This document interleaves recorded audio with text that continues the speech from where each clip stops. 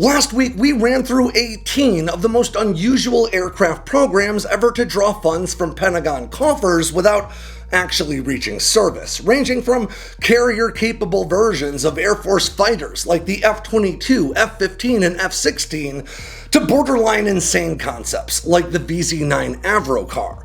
Now this week, we're going to run through 20 more crazy aircraft programs that didn't make it into production, but these ones will be even lesser known, even more unusual, and in many cases, even more groundbreaking. So let's dive into part 2 of the craziest aircraft America ever almost bought, Iceberg. I'm Alex Hollings, and this is an Air Power Iceberg video.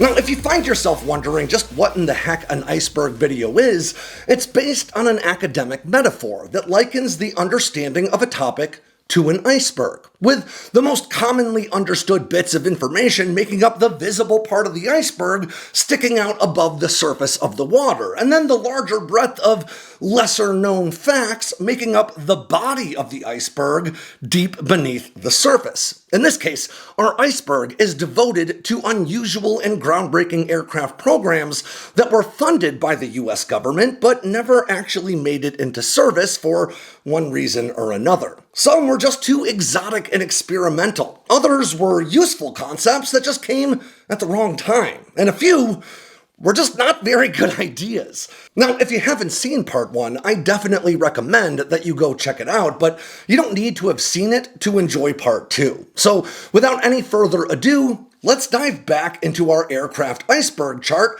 right where we left off, at the bottom of level 4, just beneath the surface. Up next is the B-1B Gunship. In 2018, Boeing filed patents for a number of potential cannon-mounting solutions for their supersonic heavy payload bomber, the B-1B Lancer, with the intent of creating a B-1B gunship similar in capability to the famed spooky AC-130 and its most recent successor, the AC-130J Ghost Rider. Now, Boeing's patents indicate a number of cannon-mounting methods and even a number of different types and sizes of weapons, giving the concept a pretty broad utilitarian appeal. Now, America, and especially its special operations units, currently rely on C-130-based gunships that, while able to deliver a massive amount of firepower on target, still max out at less than half the speed you could achieve with a B-1B-based gunship. The Lancer's heavy payload capabilities and large fuel stores would also allow it to both cover a great deal of ground in a hurry, but also to loiter over a battle space, delivering precision munition and cannon fire managed by a modular weapon control system. While these patents did indicate Boeing's interest in prolonging the life of the venerable Lancer, there's been no progress toward pursuing this unusual design, and the B-1B is slated to be retired in favor of the forthcoming B-21 Raider. Alright, now let's go even deeper, to level 3, where the water is getting murky, and we'll start with the 315B U-2 design. When U-2 designer Kelly Johnson first approached the US Air Force with his CL-282 design that would culminate in the U-2 Dragon Lady as we know it today, he was dismissed outright by the legendary commander of Strategic Air Command and the engineer behind America's strategic bombing campaigns in the Pacific theater of World War II, bombs away Curtis LeMay. And true to his reputation, LeMay reportedly told Lockheed's team that he had no interest in an airplane, quote, without wheels or guns.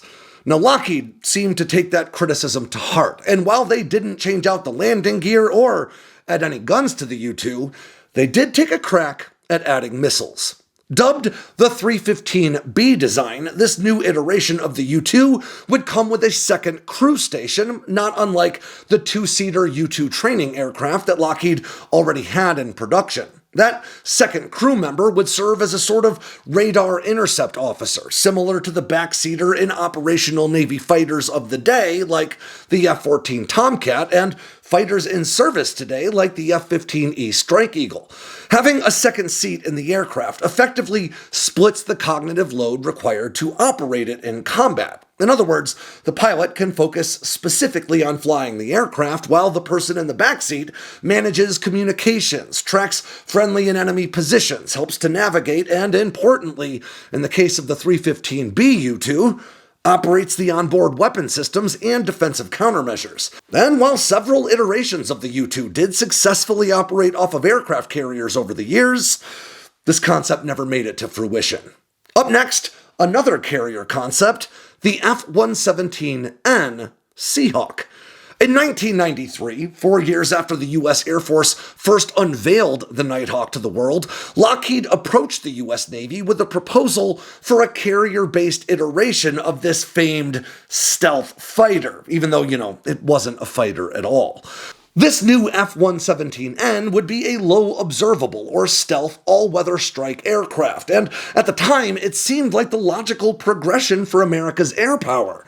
Seemingly aware, however, that the operational F-117 was not the most capable combat aircraft, Lockheed's new pitch offered a drastically improved iteration of the platform, complete with double the internal payload capacity of the existing Nighthawk. The wings would be given a 42-degree sweep rather than the Nighthawk's 50 degrees, and would extend out 50% further for a 64-foot wingspan. At the tail of the aircraft, additional horizontal ailerons were added to make it more manageable at the low speeds required for carrier landings. Not satisfied with the Nighthawk's top speed of right around a subsonic 680 miles per hour, Lockheed looked to the more powerful F-414 engines that would later find a home in the Super Hornet. Now, these afterburning turbofans built by GE produced 13,000 pounds of thrust dry and as much as 22,000 pounds of thrust under afterburner. And again, importantly, the original Nighthawk did not have afterburners. Using a pair of these engines in the Seahawk would have made it significantly faster than its Air Force sibling, and potentially could have pushed it all the way to supersonic flight. In fact, the F-117N Seahawk would have been more a stealth fighter than the Nighthawk ever was if it had gone into service. Then we have the NB-36 Crusader. Now, the NB-36 was an experimental nuclear-powered B-36 strategic bomber that actually flew with a functioning nuclear reactor on board. The bomber carried a 1-megawatt air-cooled nuclear reactor that was hung on a hook inside its cavernous weapons bay that had to be lowered through the bomb bay doors into shielded underground facilities for storage in between test flights. Believe it or not, it actually only gets crazier from there. In theory, a nuclear-powered bomber could literally stay airborne for weeks at a time, if not longer, and could reach any target on the planet without the need to land or even to refuel.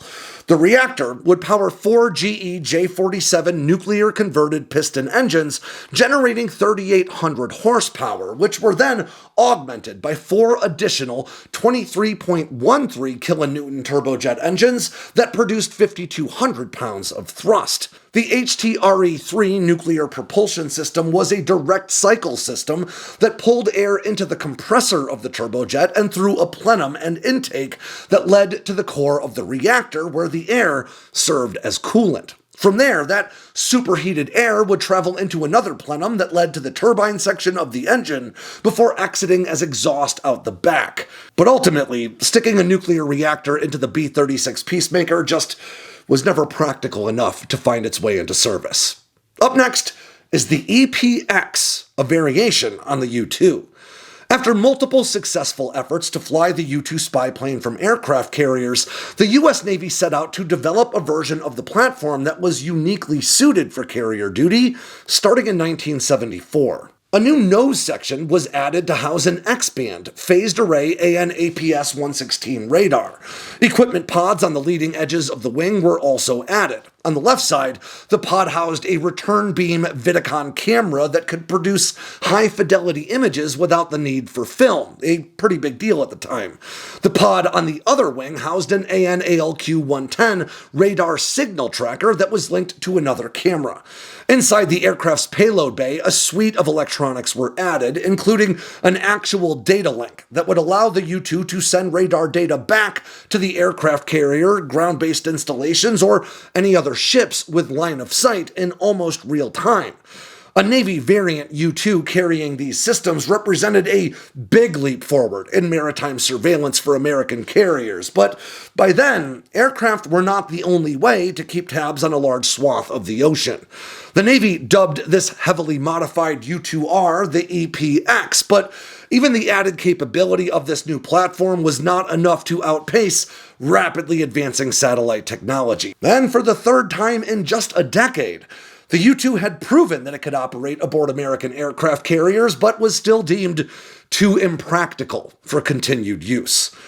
Now we have another 747 variation, the 747 AAC. Now, the 747 has proven itself to be an extremely capable aircraft for a wide variety of applications, so it seemed logical when, in the 1970s, the U.S. Air Force began experimenting with the idea of converting these large aircraft into flying aircraft carriers full of, quote, Parasite Fighters that could be deployed and even recovered in midair. Now, initial plans called for using massive cargo aircraft like Lockheed's C-5 Galaxy, but as Boeing pointed out at the time, the 747 actually offered better range and endurance while flying with a full payload. According to Boeing's proposal, the 747 could be properly equipped to carry as much as 883,000 pounds. Boeing's 60-page proposal discusses the ways such a program could be executed, but lagging questions remained regarding the fuel range of a 747 carrying such a heavy payload and about how the fighters would fare in a combat environment.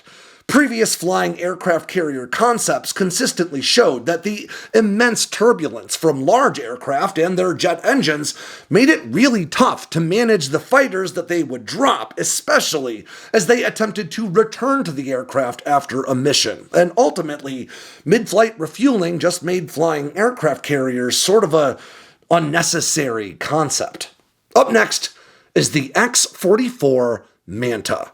Way back in 1999, Lockheed Martin had a plan to field a delta-shaped stealth fighter that skipped the need for a conventional tail in the F-22-based X-44 Manta.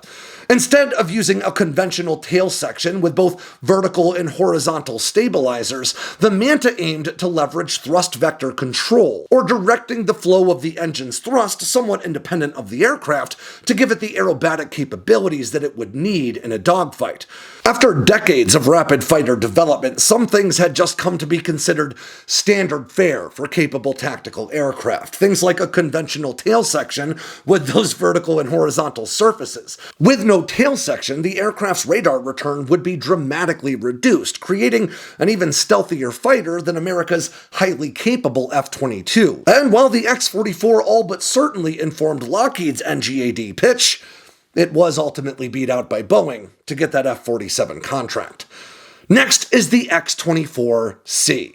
The X-24C was part of an effort to field hypersonic research aircraft beginning in the late 1960s. Taking on the role of lead contractor, Lockheed worked side by side with the Air Force's National Hypersonic Flight Research Facility and NASA to develop and field 2 hypersonic test aircraft, with each vehicle slated for 100 flights. The decision was made to equip this new L-301 program's aircraft, unofficially dubbed the X-24C, with the new LR-105 rocket engine found at the time in the Atlas series of rockets. The LR-105 would launch and accelerate the X-24C to hypersonic speeds, not unlike the rocket engine in the X-15. From there, a second, hydrogen-fueled, air-breathing dual-mode scramjet mounted on its belly would take over. That scramjet engine would propel the X-24C at sustained speeds in excess of Mach 6, reaching intended peak speeds that were higher than Mach 8, or more than 6,130 miles per hour. The aircraft itself resembled the lifting body design leveraged by the Martin Marietta X-24A and B programs that tested unpowered re-entry flight characteristics, but ultimately the X-24C never got to see hypersonic speeds itself. Now let's get even deeper, down to level 2, or deep waters, and we'll start with the F-16 SFW. In the early 1980s, the team behind America's legendary F-16 Fighting Falcon had plans to literally reverse its wing design by adding forward-swept wings to the multifaceted fighter. Now, the goal was not to put an exotic new design into service at first, but rather to create a platform that the Defense Advanced Research Projects Agency, or DARPA, could use to assess just how viable this unstable approach to wing design could be for modern supersonic fighters. Now, the effort would ultimately result in the unusual-looking Grumman X-29 winning DARPA's contract and securing funds for 2 fully functional prototypes, but not before General Dynamics took a crack at making their own broadly capable F-16 fit the bill. Of course, as we know, forward-swept wings just never quite took off. And then we have Lockheed's XFV. In June of 1951, Lockheed was awarded a Navy contract to build the XFV-1, a prototype fighter with traditional wings, a massive reinforced X-shaped tail, and a 5,850 horsepower turboprop engine, spinning a pair of 3-bladed contra-rotating propellers that made the aircraft look like the bastard child of a helicopter and a prop-driven fighter. Most unusual of all, this aircraft was designed to take off and land from its tail, with its nose pointed straight up in the air. Unfortunately, that Allison YT-40 A6 turboprop engine installed in that prototype was just not powerful enough to manage actual vertical takeoffs and landings.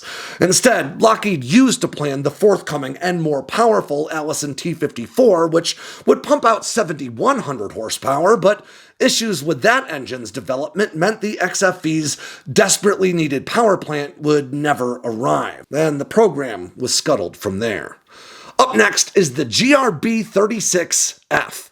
Now, the Convair B-36 Peacemaker was, in truth, a crazy airplane in itself. With a 230-foot wingspan, it dwarfed even the B-52 Stratofortress while in service. The aircraft was designed to carry nuclear payloads from the United States to Germany and back without needing to land, but its heavy payload capabilities and long range also made it a natural choice for the Air Force's FICON, or Fighter Conveyor Program, which is military speak for a flying aircraft carrier. Now, the premise saw the B-36 carrying fighters internally to effectively extend their operational ranges, deploying them via a lowering boom where they could serve as protection for the bomber, reconnaissance assets, or execute offensive operations on their own before ultimately returning to the B-36 for recovery. Now, the Air Force ultimately did away with the concept of airborne aircraft carriers thanks to the advent of mid-flight refueling, which dramatically increased the operational range of all varieties of aircraft and made the flying aircraft carrier concept a much less cost-effective solution. Then we have Convair's XFY. Convair's take on the tail-sitting vertical takeoff and landing premise shared a number of similarities with Lockheed's XFV.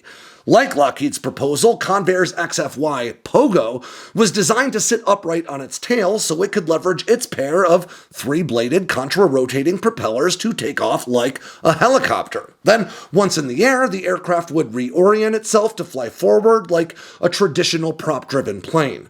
Pilots had to look over their shoulders back at the ground like they were backing into a parking spot as they lowered the fighter down onto its tail. And eventually, a low-power radar system was installed that would help the pilot gauge just how far they had to go before they reached the ground. But landing was still very tricky. It quickly became apparent that the Navy's plan to put these fighters on a wide variety of non-carrier ships just wasn't going to work, because only the best pilots in the force even had a chance at landing the plane. Up next is the XF-85. The McDonnell Aircraft Corporation's XF-85 Goblin was to be a fighter unlike any other. It was tiny, so small it was often referred to as a parasite fighter, and instead of taking off from runways, it was intended to be deployed from the inside of flying aircraft carriers. The single-seat fighter was 14 feet 10 inches long with a 21-foot wingspan that could fold up to fit into the B-36's bomb bay. The aircraft weighed in at under 4,000 pounds and was powered by a single Westinghouse XJ-34 WE-22 turbojet that produced a pretty respectable 3,000 pounds of thrust.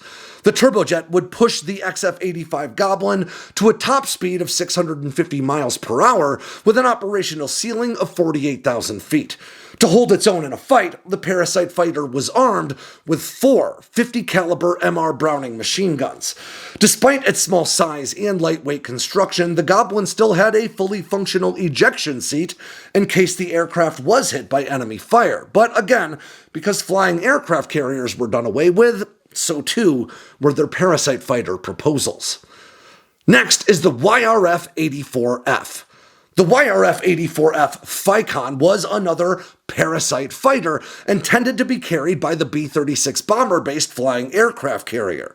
The idea was similar to that of the later proposed 747 AAC, carrying those fighters internally to extend their operational range and then deploying them via a lowering boom. But as we've discussed a few times now, the Air Force did away with the airborne aircraft carrier concept thanks to the advent of mid-air refueling, which dramatically increased the operational ranges of just about any tactical aircraft you can imagine.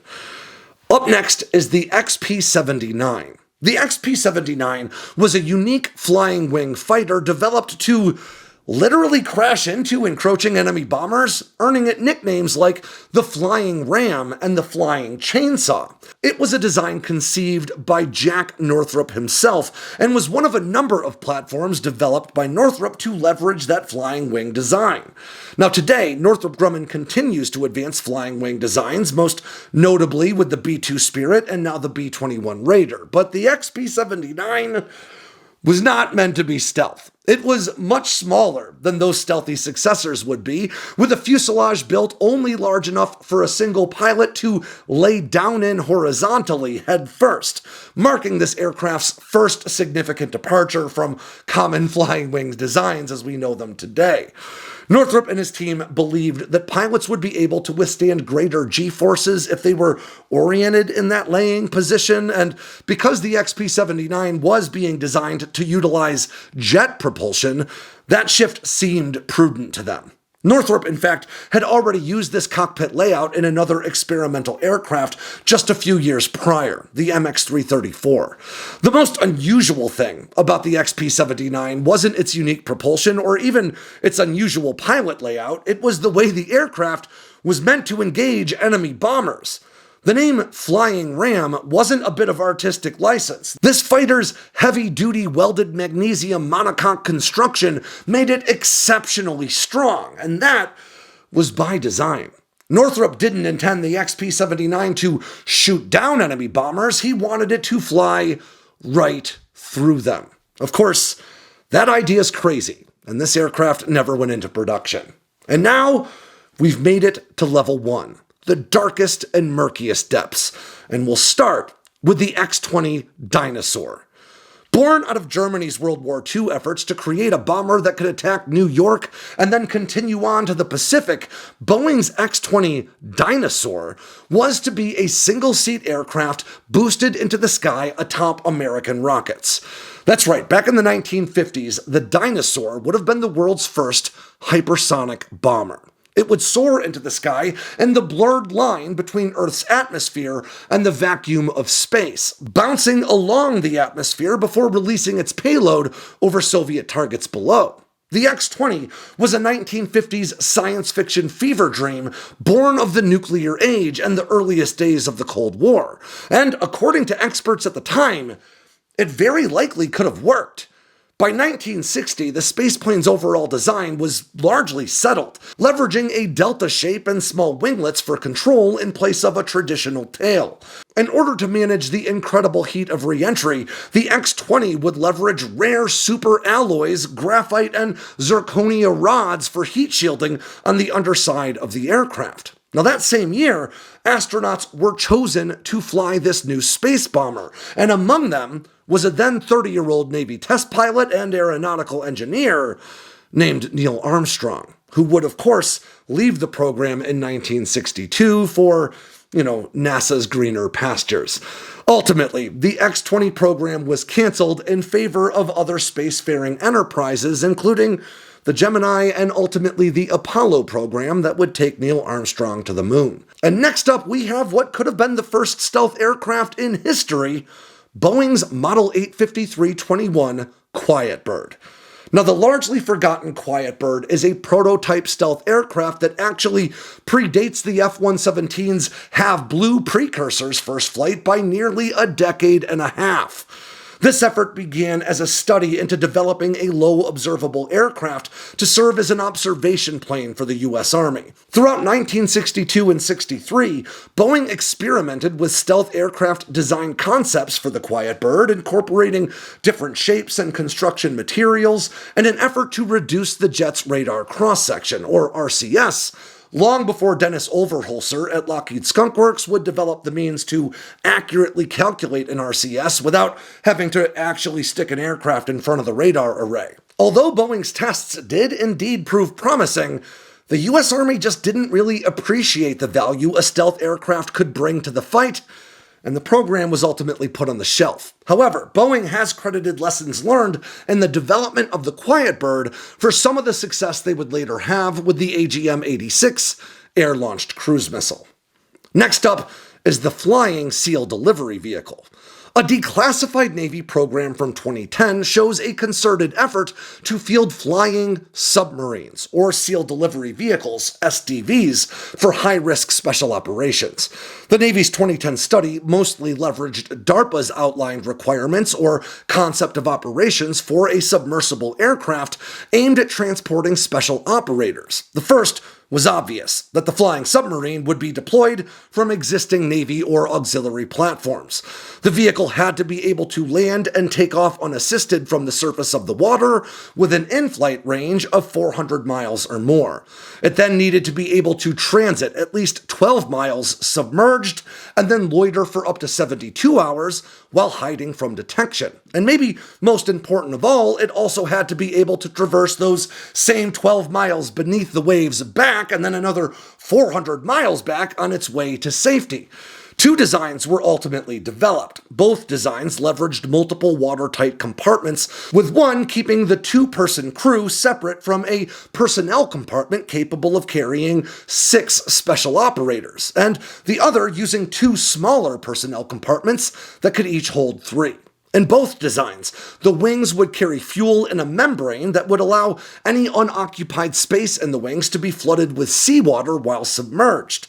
Likewise, the personnel compartments were intended to be free flooding when the vehicle was underwater.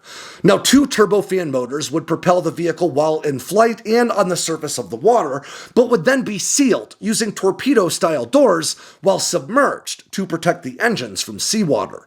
Submerged propulsion would be managed by a drop-down azimuthing pod with an electric motor capable of maintaining a speed of just 6 knots. Now, both variants of this flying submarine concept were to operate at depths of around 30 meters, that's almost 100 feet, and be able to take off and land on specially designed inflatable floats. But as far as we know, this program never went beyond those initial design studies. Of course, that doesn't mean it wasn't built, it just means if it was, it remains classified. Next is the YF-118G Bird of Prey. Throughout the 1990s, a team of engineers from McDonnell Douglas's Phantom Works developed and tested a unique stealth aircraft shrouded in the secrecy of Area 51, known to most as the Bird of Prey. Now, unlike most stealth programs, the Bird of Prey, developed under the alias YF-118G, was not aiming for operational service, but elements of the design and manufacturing process are still working their way into Uncle Sam's hangars to this very day, and in fact, it may have even informed Boeing's F-47 proposal. Maybe the most lasting contribution to this incredible and exotic airframe made to the American defense apparatus was in its audacity and subsequent success. While most stealth aircraft are known for their high cost, the Bird of Prey went from a pad of paper to the skies over Area 51 for less than the cost of a single F-35. The entire program cost just $67 million from start to finish. Powered by a single Pratt & Whitney JT-15D 5C turbofan, which produced only around 3,190 pounds of thrust, the Bird of Prey was not a fighter, but it did prove that Boeing had the chops to produce stealth aircraft while advancing technologies tied to rapid prototyping and single-piece composite material construction. But ultimately, that's all the Bird of Prey did. That is, unless we find its DNA re-emerging in Boeing's new F-47. And then we have the Kingfish. When Lockheed's U-2 spy plane entered service, Soviet air defenses were already capable of tracking the high-flying platform, and American officials knew it was only a matter of time before tracking turned to targeting. So the CIA tasked both Convair and Lockheed with developing a new reconnaissance aircraft that could fly at even higher altitudes and significantly faster speeds, also boasting a reduced radar cross-section. And while Lockheed would ultimately meet these requirements with its SR-71, Convair's Kingfish was its primary competitor. The Kingfish leveraged a delta wing design with two J-58 Pratt & Whitney engines, the same that would power the SR-71, tucked deep into its fuselage. Ultimately, Lockheed's proposal won out owing to a number of factors, but maybe most prominently, Lockheed and Kelly Johnson's past success with high-flying experimental aircraft. And thus ends the aircraft America could have bought Iceberg. I'm Alex Hollings. Make sure to swing by sandboxnews.com today and every day for all the latest in news, entertainment, and now merch from all around the force. If you got anything out of today's video, make sure to click like and subscribe down below, and leave me a comment so I know what I should cover next. And of course, don't forget to tap on that bell icon so you never miss a drop from Sandboxx News.